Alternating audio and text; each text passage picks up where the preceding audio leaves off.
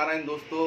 लक्ष्मी पूजन की आपको ढेर सारी शुभकामनाएं। लक्ष्मी पूजन जो है, मैंने आपको बोला था, मैंने बताया था कि साबरी विद्या के अंदर और साबरी हवन के अंदर जो ब्रह्म मुहूर्त होता है, ब्रह्म मुहूर्त के मुहूर्त में हम लोग लक्ष्मी पूजन किस तरह से किया जाएगा और किस तरह से करते हैं, ये आपको हम लोग यहाँ पे दिखाएंगे। ओम।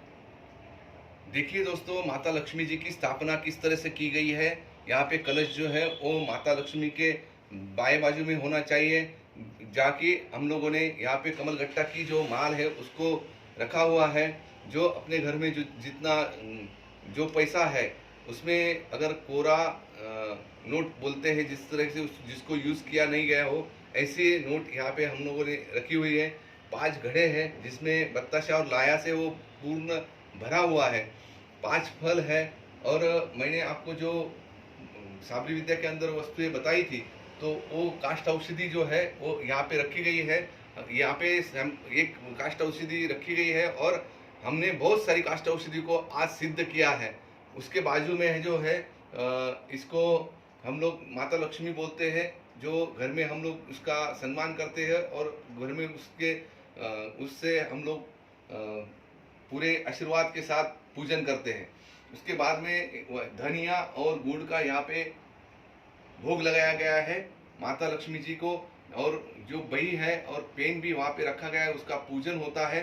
अगर आपके पास में तुलसी की पौधा है तो तुलसी का पौधा भी आपको वहाँ पे पूजन के लिए रखना है।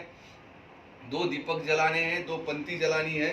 और उसके बाद में आपको माता लक्ष्मी जी को भोग लगाना है, जो आपने दिवाली के टाइम बनाया है, जिसको बहुत सारे लोग फराल बोलते हैं। तो उसको आप चांदी की थाली में या फिर स्टील की थाली में आप उसका नैवेद्य जो भोग है वो लगा सकते हैं।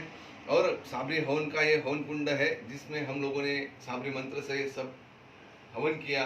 सुबह 4:30-5 बजे से हमारा ये पूजा चालू हुआ। और उसके बाद में सूखा मावा जो है उसका भोग माता लक्ष्मी जी को दिया गया है। इसी तरह से आपको ये जो पूजा है, लक्ष्मी पूजन की जो पूजा है, इसी तरह से आपको करनी है। और आपको लक्ष्मी पूजन की हार्दिक मनोकामना शुभकामना मैं देता हूँ। ओम नमो नारायण।